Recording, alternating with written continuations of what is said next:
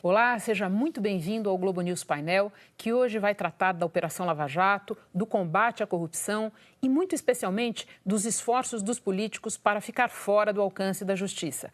O exemplo mais recente são negociações de bastidores no Congresso para anistiar parlamentares suspeitos de recorrer ao Caixa 2 em suas campanhas eleitorais. Para fazer essa análise, eu convidei Taméa Danelon, procuradora do Ministério Público Federal em São Paulo. Está conosco também Fábio Tofik Semantob, advogado e presidente do IDDD, o Instituto de Defesa do Direito de Defesa. E completa o nosso trio de convidados a cientista política Maria Tereza Sadek, professora da USP, uma estudiosa do nosso judiciário. E eu aproveito esse momento, antes de iniciar o debate, para enviar uma saudação especial aos ouvintes da Rádio CBN que acompanham o programa todos os sábados à noite. Taméa, era uma vez um conjunto de medidas com o propósito de combater a corrupção, um conjunto de 10 propostas que chegou ao Congresso embalado pelo apoio de 2 milhões de assinaturas e que, de início, antes de estar lá, todo mundo parecia concordar com ele. Os parlamentares tiravam fotos junto com os procuradores que apadrinharam esse projeto. Parecia estar todo mundo de acordo, todo mundo favorável a essa ideia moralizadora. Agora que o projeto está começando a andar, quer dizer, na verdade ele nem começou a andar, mas se instalou uma comissão especial para analisar essas 10 medidas, vai ficando claro, às vezes por uma declaração desse ou daquele deputado, às vezes por movimentos de bastidores, que o Congresso tem o propósito de desidratar bastante essas 10 medidas. Como é que o Ministério Público, que é pai e mãe desse projeto, dessas 10 medidas, vê esse movimento que está acontecendo no Congresso? Então, o que você fala é muito importante, né? O Ministério Público Federal lançou a campanha, né? Porque somos técnicos, operadores do direito e sabemos as mazelas do nosso sistema. Então, no dia a dia do nosso trabalho, a gente sabe o que funciona, o que não funciona, onde tem as brechas da lei. Então, apresentamos as 10 medidas para a sociedade, que foi abraçado pela sociedade. Tanto que chegou ao Congresso com um projeto de lei de iniciativa popular. Bem, esse posicionamento um pouco contrário, ou por vezes não é muito claramente contrário, já se esperava um pouco. Foi bem o que aconteceu na Operação Mãos Limpas na Itália. A Operação Mãos Limpas é muito semelhante com a Lava Jato. Inclusive, era investigado escândalos de desvio de refinarias também. Muitos políticos presos, muitos empresários desonestos também. E chegou um momento que próprios parlamentares começaram a fazer leis contrárias ao combate à corrupção. Eles começaram a fazer leis para anistiar o crime de corrupção, para punir aqueles que investigavam, tanto os juízes quanto os magistrados. Então, nós sabemos que há, dentro do Congresso, algumas pessoas com envolvimento em práticas ilícitas, muitos são investigados na própria Lava Jato. Então, era um pouco, vamos dizer assim, esperado isso. Agora, não vai com que muitos apoiaram as 10 medidas. Porque muitos falaram que eram favoráveis, concordavam com a campanha, com as medidas, e agora que eles estão vendo que foi um apoio maciço da sociedade, mais de 2.200.000 pessoas subscreveram, tivemos o apoio de mais de 300 empresas, da própria AJUF, a Associação dos Juízes Federais, da Transparência Internacional, o órgão de combate à corrupção internacional, que, de fato, algumas pessoas que têm envolvimento em alguns casos estão preocupadas de fato, né? Mas eles são nossos mandatários, eles foram eleitos pela sociedade, eles não se apresentam. Então, o que eles têm que fazer? Tem que aprovar na integralidade as 10 medidas. Claro que estamos abertos ao debate, para novas sugestões, mas o que nós podemos perceber, tanto nos dias em que foi juiz Moro e doutor Deltan, é que muitos parlamentares traziam muitas críticas. Falavam muitas críticas de um modo genérico, sem apontar especificamente por que contrário a essa medida. Aí violado os direitos e garantias fundamentais. Qual direito e garantia fundamental? Então, ele só critica e não traz solução. Então, nós não temos qualquer tipo de dúvida que vivemos num país da impunidade, onde a corrupção ela é sistêmica e endêmica. E algo tem que ser feito para mudar. Fábio, o teu ponto de vista nessa discussão é outro, é o ponto de vista do defensor. Acho importante a gente esclarecer que você é um advogado com cliente na Lava Jato, você defende o marqueteiro João Santana, mas mais do que isso, essa questão das garantias é uma questão para a qual você olha com um outro olhar, do outro ponto de vista.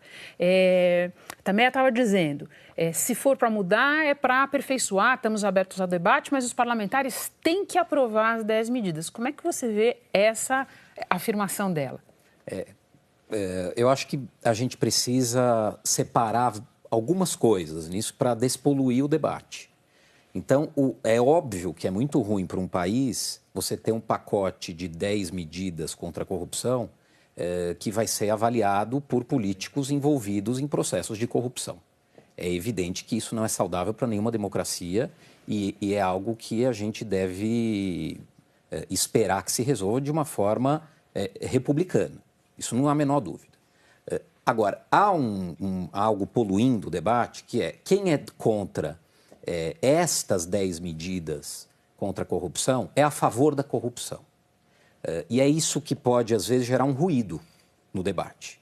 Porque nós podemos, e o IDDD, desde quando foi fundado, aliás, é um luta contra a corrupção, porque a corrupção é um dos grandes vilões do direito de defesa. Né? A corrupção política, o IDDD não trabalha só, principalmente, não trabalha com Lava-Jato. As grandes questões do IDDD, do instituto que hoje eu presido, são questões que afligem a camada pobre da população. O Brasil tem uma das maiores taxas de encarceramento do mundo. A gente tem metade dos nossos presos sem julgamento. A gente tem condições prisionais péssimas. A gente tem uma polícia corrupta. Polícia corrupta gera arbitrariedade, gera prisão ilegal, gera condenação injusta. Então, a corrupção, nenhum cidadão honesto, a gente sofre a corrupção no dia a dia.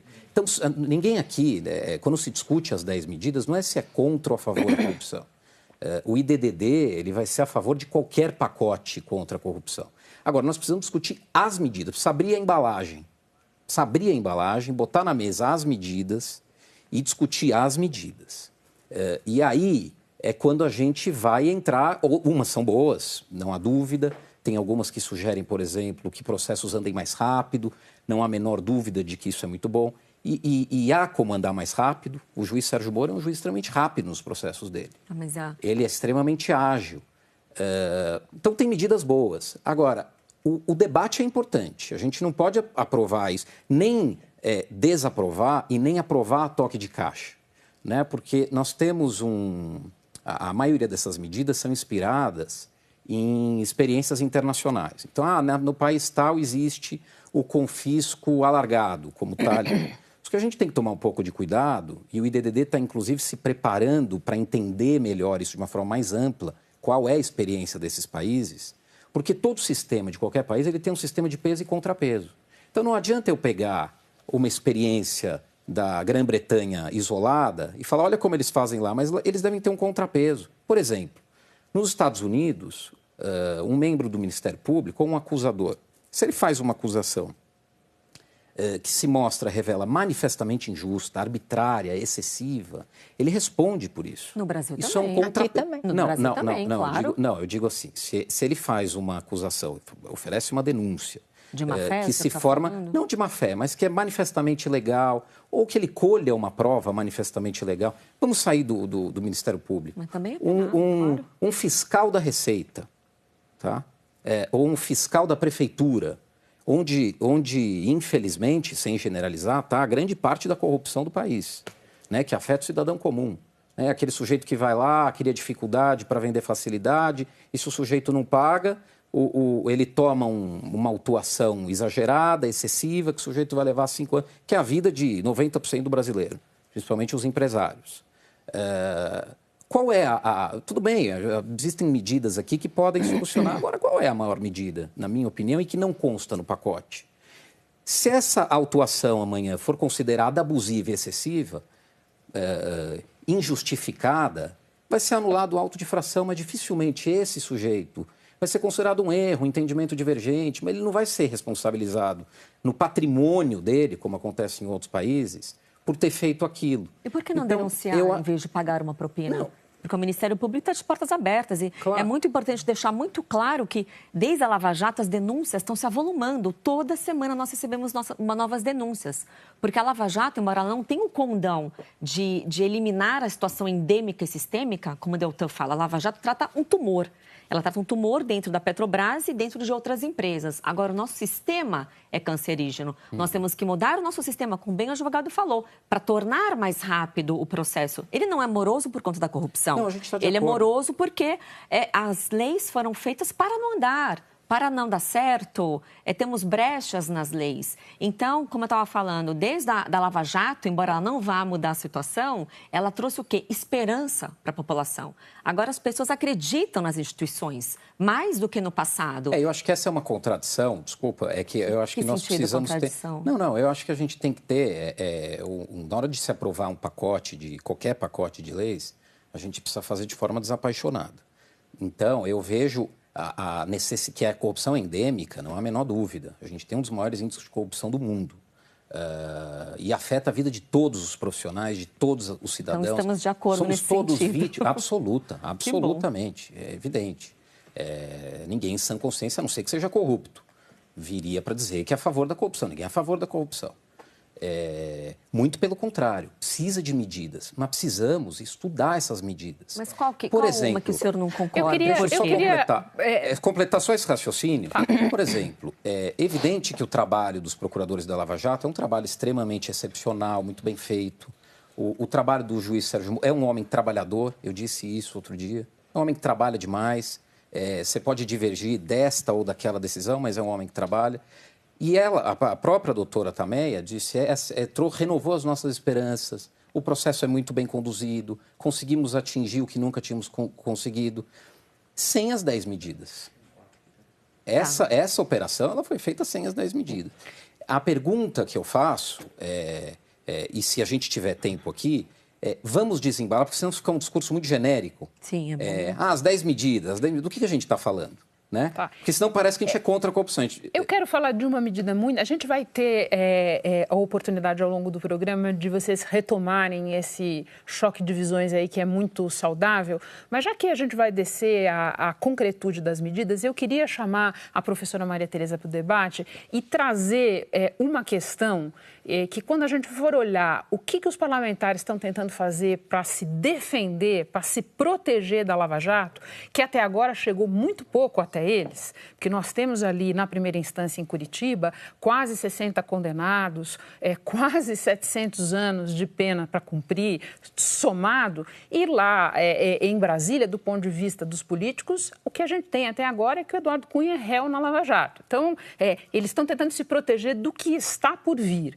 E a pedra de toque dessa proteção, Maria Tereza, me parece ser o assunto do Caixa 2. E o pacote de medidas endereça esse assunto do Caixa 2 quando propõe a criminalização e penas mais duras para a prática do Caixa 2. Como estudiosa dessa questão toda do nosso judiciário, eu queria te ouvir sobre isso, porque basicamente o que os políticos querem nos bastidores é evitar o endurecimento das penas para o Caixa 2 e estabelecer a seguinte divisão. Caixa 2 é uma coisa, corrupção é outra, e quem ficar só para o lado de cá, quem sabe a gente não encontra uma maneira de salvar dessa confusão toda. É sobre isso que eu queria te ouvir, Maria Renata, Tereza. eu quero começar exatamente como você começou o debate aqui com eles. Hoje nós temos um choque de visões e isso é muito saudável. Agora, eu queria lembrar que o tema da corrupção sempre foi um tema muito abominado para grande parte da população brasileira. No entanto, se tornou uma questão relevante a partir do Mensalão. O primeiro político preso e condenado por corrupção foi João Paulo Cunha, em 2012. Então, o tema se tornou relevante e eu quero lembrar o voto da ministra Carmen Lúcia quando ela disse Caixa 2 é crime, não é uma maneira de se dizer que não houve crime. A ministra Carmen Lúcia foi muito explícita nessa discussão. Por outro lado, você tem toda a razão quando você diz nós temos um jogo político aí, interesses diversos. Políticos tentam se defender.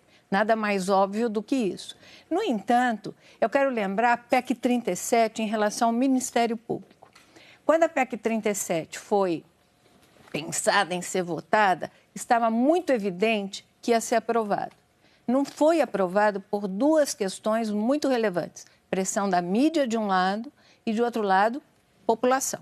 Talvez seja bom só a gente esclarecer para continuar o debate do que a gente está falando. Era aquele projeto de emenda constitucional que claramente limitaria o raio de ação do Ministério Público, que vinha num crescendo de apoio dentro do Congresso para ser aprovado, mas que foi, de alguma maneira, trombou com as manifestações de junho de 2013 e na esteira daquelas manifestações, essa emenda constitucional não prosperou. É disso que você está falando, né, Maria Tereza? Exatamente. Quer dizer, não prosperou e, inclusive, inverteu os votos. Quer dizer, você tem regras aí que parecem assim... Tudo indicava, a maior probabilidade é que o Ministério Público ia perder atribuições, ia ter claramente o seu poder de atuação muito mais estreito, e não foi por pressão da mídia. A mídia foi inteiramente a favor das atribuições alargadas do Ministério Público e pressões na sociedade popular. Quer dizer, você lembrou, as passeatas vinham com cartazes abaixo a PEC 37. Era um negócio surpreendente. Eu acho que hoje nós vivemos um momento também que quase que foi desencadeado naquele momento. Por quê? Porque agora nós estamos pensando em medidas de combate à corrupção. A procuradora lembrou da questão da Itália. Eu acho que a Itália tem uma diferença em relação a nós muito gritante, que é dessa relação de Ministério Público e Poder Judiciário. Por outro lado, os políticos tentaram, de fato, limitar e quase que terminar com a Operação Mão Limpa. E aqui no Brasil, isso eu acho que seria muito mais difícil. Em primeiro lugar, dadas as atribuições do Poder Judiciário, do Ministério Público, da Polícia Federal, porque nós estamos assistindo, neste momento, uma atuação conjunta do Ministério Público Federal, da Polícia Federal, da Receita Federal, da Justiça Federal, como nós nunca havíamos assistido antes no país. Por outro lado, as atuações do juiz Sérgio Moro têm sido referendadas nos tribunais superiores, todas elas. Então, vamos discutir medidas contra a corrupção? Vamos. É a lei que vai mudar a situação? Não. Ela é endêmica? É. Mas é possível que instituições se armem, se consolidem no sentido de combater a corrupção? É. Ou seja, diminui a probabilidade. De volta a você também com essa questão, já que a gente está, vamos pegar então um ponto específico do pacote, que é essa questão do endurecimento das penas para o Caixa 2, a possibilidade de você responsabilizar também os partidos políticos e não só indivíduos por essa prática. Você vê chance de prosperar essa tentativa de aliviar para o lado do Caixa 2 na tramitação do pacote? Olha, nós temos que ser otimistas, né? Nós acreditamos que é extremamente necessária essa alteração, porque, na verdade, é criminalizar o Caixa 2 para os partidos políticos. Não seria nem aumentar a pena, porque não é crime. Diferentemente do que ocorre em empresas, que quando uma empresa faz uma contabilidade paralela, ela pode ser responsabilizada criminalmente, que seria uma sonegação fiscal, os partidos políticos não. Então, quando é identificada uma contabilidade paralela, não é crime. Ele poderá responder eleitoralmente, até civilmente, mas não criminalmente. Então, é de extrema importância essa criminalização, porque nós constatamos que o Caixa 2 é grave. E Caixa 2 não é apenas um dinheiro que não foi lançado na contabilidade, é propina. Na própria Operação Lava Jato, 85% dos casos de Caixa 2 eram perfeitas propinas que eram pagas. Então são todos, né? 85% que foi dito. Porque, claro, que tem a doação lícita de campanhas, doadores. E só para completar, claro. Porque eu queria jogar essa questão para você, a mim parece que uma das dificuldades que os políticos vão ter de fazer prosperar essa tese é que as investigações da Lava Jato, elas mostraram não só casos de propina transformada em Caixa 2, mas de propina transformada em Caixa 1. Propina que virou doação legal. E tem caso também, Renata, aí eu posso falar porque eu conheço bem o caso. Tem casos de delatores que dizem que receberam dinheiro por fora, que doaram dinheiro por fora para quem não tinham pessoas que não ocupavam qualquer cargo público, não tinha contrapartida, mas doou por fora. Quer dizer, isso é tido como verdade, porque está na palavra de um delator. Então, eu acho que o problema de qualquer debate, e eu concordo com a professora Maria Tereza, o melhor de tudo é o debate, estarmos debatendo, né? Eu acho que essa é a grande questão. E debater, eu acho que é muito importante debater as medidas. Por exemplo, o Caixa 2. Quem disse que o Caixa 2 não é criminalizado? Existe um artigo no Código Eleitoral, que é o 350, que diz praticar qualquer fraude para fins eleitorais. Quando você diz que gastou 80 e gastou 90, você praticou uma fraude eleitoral. É um crime. O Brasil gosta muito de editar lei. Eu sei o que você está falando, Fábio, mas eu acho que daí também a gente tem que contemplar uma outra questão, que é a seguinte, do ponto de vista da penalidade, do ponto de vista do tamanho da responsabilização, existe uma diferenciação. O Caixa 2 até hoje é tratado de uma maneira, digamos, mais... Uma fraude eleitoral. Uma fraude eleitoral. É uma fraude eleitoral. É isso, o que o pacote está propondo mas que ele seja... Acho que a gente não pode ir nem tanto ao céu, nem tanto à terra. Qual o problema em criminalizar o Caixa 2, no seu ponto de vista? Nenhum, tanto que ele já é... Ele já é crime. Eu acho que a questão aqui não é exatamente nem tanto ao céu, nem tanto à terra. Caixa 2 não é nem algo que vamos aplaudir, é bonito. Não, é errado, é uma fraude, mas nem sempre é corrupção. A gente precisa também ter um pouco de equilíbrio e sobriedade, porque senão a gente vai começar a chamar tudo de corrupção. Mas a ideia não... Então, você pagar você pegar dinheiro da tua empresa e doar para uma campanha partidária por fora, sem registro no Tribunal Eleitoral, é uma fraude. Vamos discutir se precisa aumentar a pena ou não precisa aumentar a pena? É um debate absolutamente saudável. Agora, vamos dizer que sempre isso é corrupção? Calma, às vezes não. Precisa entender o caso, precisa olhar o caso. Por que ele doou? Era para receber algo em troca? Não era para receber algo em troca? A gente não pode generalizar.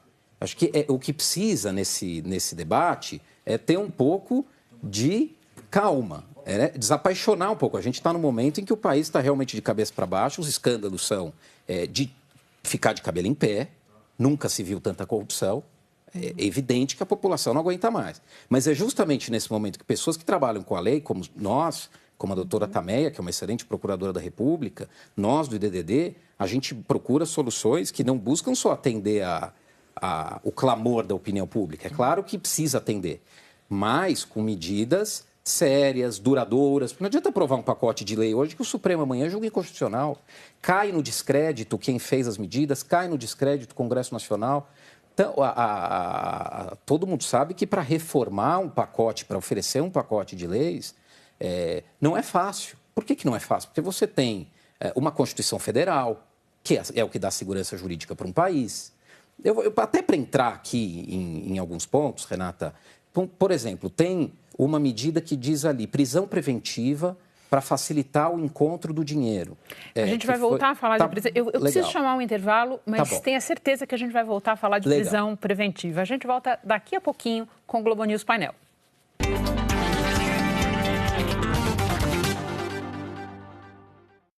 Estamos de volta com o Globo News Painel sobre a Operação Lava Jato, combate à corrupção e a tentativa dos políticos de escapar da justiça. Maria Tereza, quando a gente fala em operação de contenção de danos por parte dos políticos, essas tentativas de alguma maneira, desidratar o pacote de 10 medidas contra a corrupção que está para começar a tramitar no Congresso, a gente está falando de uma outra realidade. Anos atrás, a gente teve grandes operações, como, por exemplo, a Castelo de Areia, que tratava de uma realidade muito semelhante a essa realidade descoberta pela Lava Jato e que foi uma operação que morreu na justiça, foi trancada com base no assunto da nulidade de provas. Hoje em dia, parece que os políticos já têm a noção de que com a Lava Jato não vai dar para fazer a mesma coisa. O que eles querem é, como eles gostam de dizer, riscar o chão.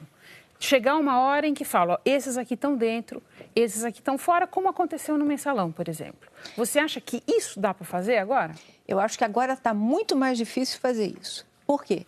Porque todas essas questões se tornaram públicas demais. E você tem um comprometimento da mídia, da opinião pública, muito forte em relação a isso. E Por outro lado, você tem agora aquilo que eu tinha dito no início do nosso debate, você tem uma ligação entre várias instituições muito mais forte do que você tinha no passado. E eu queria lembrar que quando você pensava no mensalão, o Procurador-Geral da República, que então era o Roberto Gurgel, disse: nunca houve neste país nada semelhante a esta operação mensalão. Mensalão diante da Lava Jato é alguma coisa insignificante. E nós temos réus presos, 2 dezenas de réus presos. Hoje são muito mais, não apenas os investigados, mas também os já presos e a recuperação de dinheiro que foi desviado. Também é um dos pontos, a gente estava falando de operações que foram trancadas no passado. Isso remete ao assunto da nulidade de provas. E o pacote de 10 medidas tem pelo menos uma que trata especificamente desse assunto da nulidade de provas. E é um dos pontos mais polêmicos aí que eu imagino que você e o Fábio vão discordar a esse respeito. É verdade. Infelizmente, os crimes de colarinho branco e grandes corruptos, como eles têm um grande poder econômico, é possível a contratação dos melhores advogados que se tem, um grande número. Então, o que é feito? Nos casos em que a pessoa não tem como provar a inocência porque, de fato, é culpado, eles usam de meios legais, previstos em lei, para atrasar quanto mais o processo. Tanto que a regra no nosso país é que os processos de corrupção durem 10, 15, 20 anos. Como exemplo, eu trago o caso do juiz Nicolau e do ex-senador Luiz Estevão, que demorou 23 anos o caso de corrupção. E até faço um desafio para vocês, se vocês lembram de algum outro caso de corrupção em que houve a pena já transitada em julgado, ou seja, sem possibilidade de recurso, salvo a Lava Jato e o mensalão. Algum dos senhores conhece algum caso? Mensalão é o primeiro. Mensalão é o primeiro com João Paulo Cunha, 2012. Antes disso, era qualquer outra coisa. Temos o caso do TRT, do juiz Nicolau. Mas não era corrupção. Então não existe condenações efetivas. Por quê? Porque não existe corrupção no Brasil? Não, claro que não. Porque o nosso sistema é disfuncional. Ele não funciona. Então, naquela raciocínio que eu estava dizendo, um dos objetivos é procrastinar ao máximo o processo e cavar. Nós chamamos as nulidades, né? A nulidade é um prato cheio para se anular. Um processo que demandou 10, 15, 20 anos. Então, qual a nossa proposta? A nossa proposta porque a teoria das nulidades foi importada do sistema norte-americano, mas com algumas falhas. Então, qual que é uma das propostas? É que tem um prazo para que seja arguida a nulidade. Se não for arguida em certo prazo, ela vai se convalidar. Porque o que nós vemos na prática, eu estou 16 anos na carreira, vemos que o processo é estendido ao máximo para alegar uma nulidade depois de anos do processo. E dele é anulado, é jogado no lixo, como aconteceu nesses casos que você falou, e começa desde o início. E ocorre o quê? A prescrição. Quando o doutor advogado falou do caso do Moro, que o Moro é muito rápido, que as sentenças saem rapidamente e não tem 10 medidas... O caso da Lava Jato é um ponto fora da curva. É a exceção da exceção da exceção. A regra é processos que demoram 15 anos e acaba na prescrição. Tanto que nenhum dos senhores lembra-se de casos de grande corrupção que foi condenado. Eu lembro um caso da Georgina, aquela grande fraudadora do INSS, que foi condenada em última instância. Tirando o caso do TRT e do mensalão e da Lava Jato, não tem outro caso, Fábio, eu imagino que a tua visão sobre essa questão da nulidade seja diferente, mas eu queria fazer um papel de advogado do diabo aqui e dizer que quando a Lava Jato tinha ali uns meses de vida, e a essa altura ela já tem 2 anos e meio, um advogado com um cliente, no caso, em off, evidentemente, conversando comigo, dizia que um dos problemas dele e dos colegas era que, em outras operações, quase tudo se resolvia na base da nulidade de prova. Era como se ninguém tivesse nem ao mesmo treinado para fazer a defesa do seu cliente no mérito. E na Lava Jato isso não estava funcionando. Existe esse problema? Eu acho que essa é uma visão de advogado super envolvido com a causa e que realmente não é uma visão que se deve ter da justiça, para começar.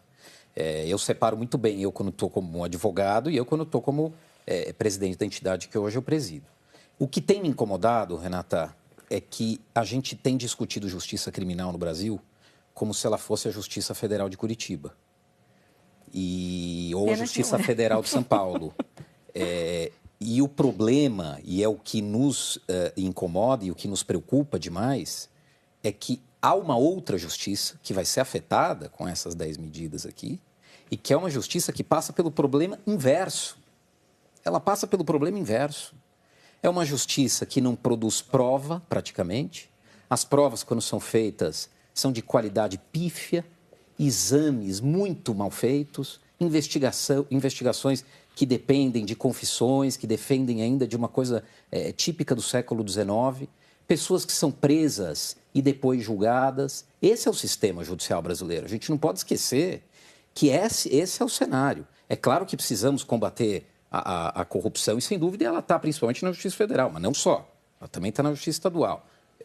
Ok, esse é um ponto. Mas o pacote de 10 medidas, embora ele chame 10 medidas contra a corrupção, ele é um pacote que afeta toda a justiça criminal. Isso significa que não vai mais precisar explicar de onde arrumou a prova para começar a investigar, a não ser que se prove a má-fé ou boa-fé. Não existe. Pode ser alguma isso. Não, existe. Não, então eu vou explicar. Existe uma das medidas contra. Por isso que eu acho que é importante entrar, né? Sim, porque a gente fica falando é a favor, quando fica por aí, então é a favor. Tem uma das medidas que diz que não pode produzir a prova ilícita, ela vai continuar no processo, desde que comprovada a boa-fé. Eu tenho uma dificuldade, todo mundo que trabalha com direito tem uma. Eu, por exemplo, se eu quiser defender um cliente meu de alguma coisa no processo se eu disser que ele agiu com boa-fé, vão rir da minha cara, porque esse termo não existe no direito. Não existe um crime que isente alguém de pena porque o sujeito agiu com boa-fé. Essa expressão não existe na lei penal.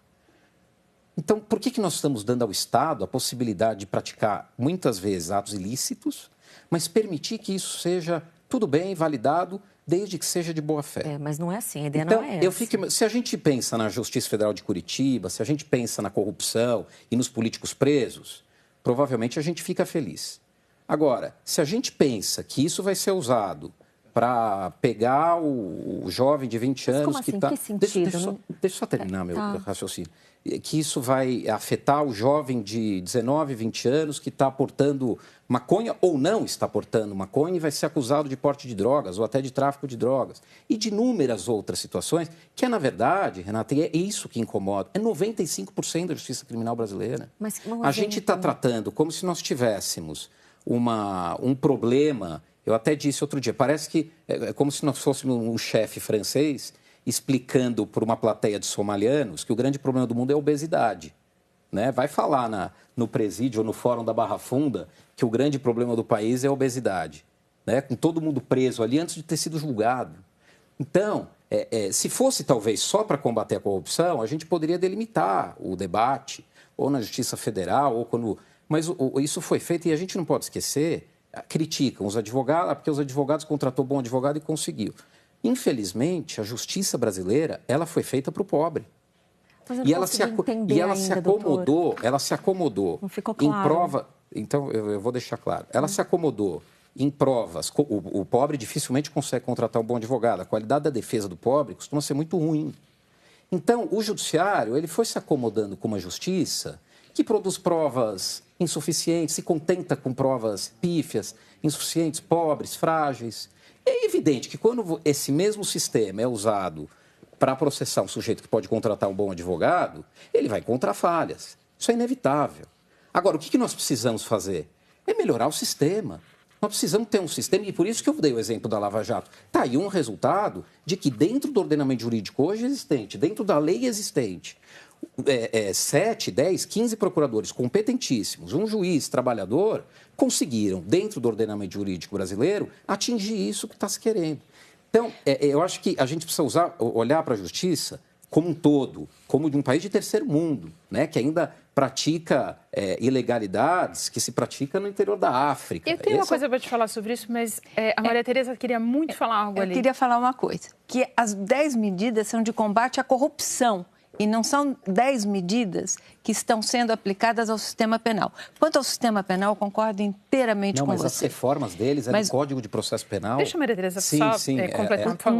Não faz essa... Desculpa, não faz essa distinção. Sim, mas o nosso sistema penal, você tem toda a razão, é alguma coisa assim que você não encontra nem qualificativos para descrever. Você tem presos sem processo, você tem presos que já estão com a pena cumprida, continuam lá dentro. Ou seja, é um horror dos horrores está lá dentro e isso não sensibiliza a sociedade. Por outro lado, você está dizendo, eles são sempre mal defendidos? Nem sempre. O IDDD, por exemplo, tem um trabalho que é maravilhoso. É verdade. A Defensoria Pública também tem um trabalho que é maravilhoso. Você pode dizer que é restrito. A Defensoria Pública tem feito a diferença, certo? E o IDDD também tem feito a diferença. Agora, as medidas que a nossa procuradora está apresentando aqui são medidas de combate à corrupção e não são ligadas ao sistema penal como um todo. Desculpa, não é. Ela pode, inclusive, explicar, doutora Tameia. São propostas de reforma do Código de Processo Penal. Essa questão das unanimidades... Mas pelo que eu entendi, elas são propostas de... Em alguns pontos, me corrija se eu estou enganada, Tameia, eles prevêem mudanças no Código de Processo Penal, mas especificamente voltadas a essa questão. No que se refere à corrupção. Doutora Tameia vai ter que admitir que Vamos lá. Posso falar? Fica à vontade. Bem, primeiro, eu não entendi o seu raciocínio quando o senhor disse que nós estamos como objetivo só pensando na Justiça Federal de Curitiba e São Paulo, né? Que essas mudanças também iriam atingir os demais processos. Como assim? Eu não entendi. Dê um exemplo, por gentileza. Eu acho que ficou claro que, na verdade, os problemas da justiça criminal... Penal como um todo, do sistema penal como um todo, ele precisa garantir condições adequadas de presídio. Ele precisa garantir um direito de defesa mínimo, que ainda não está garantido, salvo algumas situações. A Defensoria Pública de São Paulo faz um excelente trabalho, outras também. Mas a gente ainda tem, o IDDD ao longo de 16 anos passou fazendo isso. A gente não trabalha com problemas da Justiça Federal e Lava Jato. A gente trabalha com os réus que não têm dinheiro para contratar advogado. Essa é a realidade que a gente conhece. E essas medidas, eu volto a dizer, isso é muito importante ficar claro, Renata, nós não estamos combatendo, o nome é 10 medidas contra a corrupção, mas elas mudam. O Código de Processo Penal não é um capítulo para a corrupção. As nulidades, a forma de prender, ela é para tudo. Então, eu só queria dar um exemplo, porque é o que eu volto a dizer de novo. A gente está aqui, provavelmente, há meia hora discutindo 10 medidas contra a corrupção e a gente não fala das medidas. Nós falamos de algumas.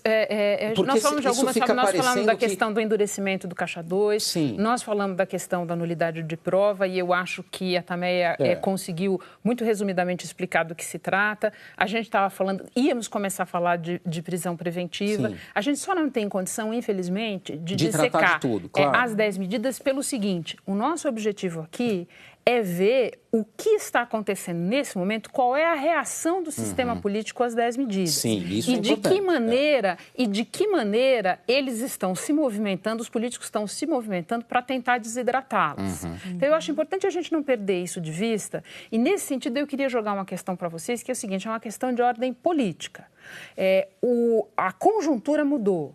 3 meses atrás, 3 meses e pouco atrás, a gente tinha um governo que estava com muita dificuldade de se manter em pé, entre outras razões, porque estava desde sempre e muito agudamente em choque com o judiciário.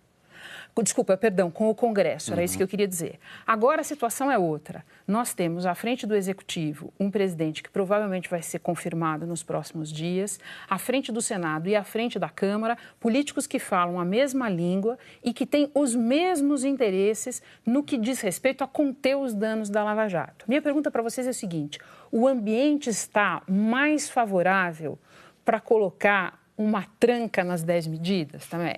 Olha, Renata, eu não vejo dessa forma, porque a corrupção, ela, como eu disse, é endêmica, é sistêmica, ela é apartidária e pluripartidária. Não é mudança de governo que é meio caminho andado no combate à corrupção, isso não existe. Então, nós estamos cientes disso. Agora, é muito difícil de você ter um prognóstico de como será essa votação, como vai ser a elaboração do relatório. Como eu falei, muitos políticos estavam concordando com as 10 medidas. Agora, depois, nós estamos vendo que estão mudando. Uma outra medida que eles são muito contrários é o aumento da pena do crime de corrupção. Atualmente, a pena mínima é 2 anos, que prescreve em 4 anos. O crime de roubo, a pena é muito maior.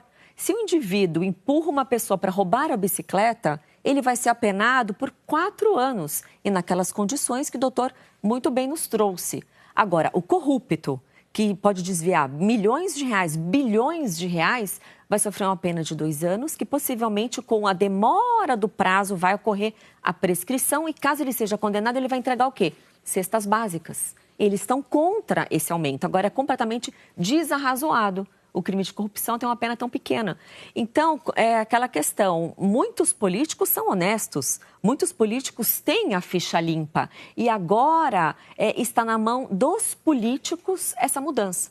A sociedade já fez seu papel, recolhendo assinaturas, divulgando a campanha, estudando e entendendo a campanha. Agora está nas mãos da política, dos deputados, que eles vão ter que agora mostrar se eles são contra ou não contra a corrupção. E dar as razões, porque é muito fácil você criticar genericamente. Agora, por que não aumentar a pena de corrupção? Por que não aumentar a pena de corrupção, Fábio? Não, eu não sou contra aumentar a pena, eu sou a favor. Aliás, eu acho que se o projeto for virar vinagre por isso, vai ser uma tristeza. Vai ser uma tristeza, porque não ninguém que quer debater espera que esse seja o resultado de qualquer medida legislativa, não importa qual seja. A gente precisa debater. Eu acho que ele tem que ser aprovado ou não acolhido depois de um debate, depois de todo mundo decidir, a sociedade participar. Então, isso que você está falando é catastrófico, né? Eu penso até se... eu não sou um estrategista legislativo, aliás, entendo um pouco disso, penso até se é bom ou ruim, isso precisamos abrir o pacote para olhar, se esse seria o momento, né? Com tantos parlamentares envolvidos em escândalo de corrupção. Digamos que a gente queira aprovar esse pacote, será que era a hora? Mas aí é uma questão de time, de estratégia, que não me cabe, eu imagino que o Ministério Público deva ter feito essa avaliação. Agora, o que eu acho mais importante, Renata, eu volto a bater nesse ponto, é que a gente tende a olhar a justiça criminal como aquela justiça criminal que eu espero para os meus amigos e para os meus familiares, o dia que eles forem acusados de um crime, isso é normal, né? Isso eu vejo no meu escritório, como funciona.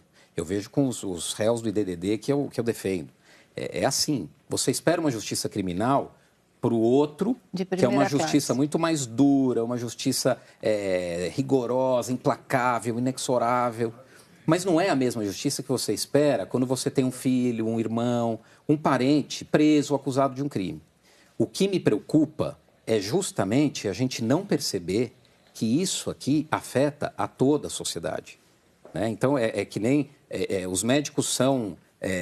nós somos a favor o médico pode ser, ele combate o colesterol, né? E vamos prescrever, portanto, que tem que tomar... ou se um falar que não é para tomar remédio do colesterol, não significa que ele é a favor do colesterol, né? Então, essa despoluição que a gente tem que fazer aqui, que eu acho que é importante, de olhar isso. Eu acho que existem inúmeras medidas que precisam ser tomadas no país contra a corrupção. E eu tenho a impressão, mas isso é uma leitura do Instituto, porque o Instituto é baseado numa filosofia de que o direito penal ele não é uma panaceia para todos os males de uma sociedade, e essa é uma tendência mundial. Os países civilizados eles têm abandonado um pouco o direito penal, têm despenalizado um pouco e usado outros instrumentos mais eficazes. Por exemplo, a gente tem aí um instrumento que é o teste de integridade, que é para ver se o sujeito é corrupto ou não é, simulando uma oferta de propina para ele, para ver se ele cai. A intenção é maravilhosa. Agora, eu fico pensando se ela não é um pouco ingênua. Mas não é esse o objetivo, tá? Se eu tiver direito à resposta, o objetivo não é esse, ver se ele cai. Não é um pouco ingênuo? Não, para ver se ele adere e ver se ele é corrupto ou não. Não, para mudar a cultura da corrupção. Isso, a finalidade do teste de integridade, como já foi utilizado em Hong Kong era um dos países mais corruptos do mundo. Depois de 20 anos, através de campanhas educativas, é o que nós estamos fazendo aqui, né? Então, por exemplo, o teste de integridade é para mudar o hábito da corrupção. Tá, então, eu vou fazer um desafio para vocês. Fábio, conclui. E eu tenho um tempo para fazer uma pergunta para Maria Tereza. Esse teste de integridade, eu acho um pouco ingênuo. Por quê? Porque é evidente que quem vai cair num teste desse, provavelmente é o cara que nunca participou de corrupção. Mas a ideia não é que caia, é que ele não entre. Deixa eu terminar de falar. É outro paradigma. Eu tenho uma impressão, o cara que é o velhaco da corrupção, ele vai cair numa dessa com um sujeito que ele não conhece? Mas o velhaco da corrupção só fala de corrupção com quem ele conhece. Então, agora, o que a gente está fazendo administrativamente, em órgãos de fiscalização, punindo excesso de funcionário público que cria dificuldade para vender facilidade, quando ele abusa num auto de infração? É isso que tem que pegar. Ali você tem resultado, pega no bolso do sujeito. Você autuou o sujeito em R$1 milhão e estava errado, você se excedeu. O sujeito paga do bolso. Será que ele não vai começar a pensar... Não, agora eu vou ter que pedir para vocês dois. Eu não tenho mais tempo nem para fazer uma pergunta. Eu só tenho tempo de dar uma palavra para Maria Tereza. Eu queria dizer que a correlação de forças, você tem toda a razão. Política hoje é diferente daquela que nós tínhamos há um mês atrás. Então, a probabilidade de que os políticos tentem se proteger aumentou nesse governo do que tínhamos no passado, onde você tinha um grau de deslegitimação, tanto do executivo quanto do legislativo, muito alto. E aqui eu queria fazer uma distinção entre essas duas discussões. Eu acho que o Fábio tenta mostrar uma situação mais ampla, que é do sistema penal. E ele tem toda a razão que o sistema penal aqui é o sistema mais classista que existe, porque nós temos a justiça de primeira classe e justiça de segunda classe. No entanto, o que a procuradora está mostrando é que, apesar disso, é necessário que se construam regras e instituições capazes, de alguma forma, de inibir a corrupção. Ela não está falando do sistema penal como um todo, ela está falando de um item que está incluído no sistema penal. E diria mais, tudo quando se fala de corrupção, nós estamos falando muito de percepção e não do mundo real. Quer dizer, a corrupção, eu vi uma pesquisa internacional onde se mostra que 80% das empresas no mundo já sofreram algum tipo de corrupção. Ou porque alguém tentou fazer alguma coisa para tirar vantagem, enfim.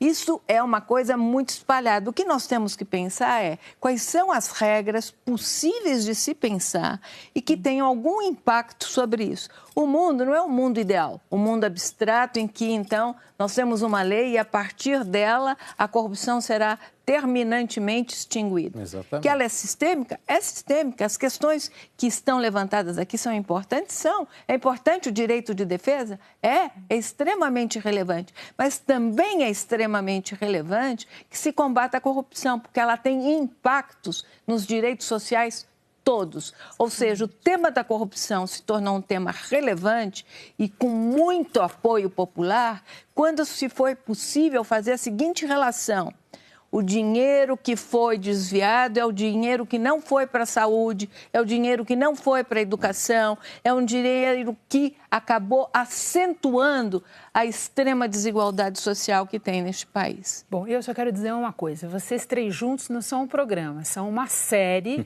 A gente tem que sentar aqui e combinar assim que o programa acabar, mas nosso tempo, infelizmente, acabou. O painel fica por aqui. Eu agradeço aos três participantes do programa de hoje, Tameia Danelon, procuradora do Ministério Público Federal em São Paulo, Fábio Tofik Simantobi, advogado e presidente do Instituto de Defesa do Direito de Defesa, e Maria Tereza Sadek, cientista política, professora da USP. Obrigada especialmente a você que acompanhou o programa até aqui. Fique agora com outros fatos e imagens que marcaram a semana. Até logo.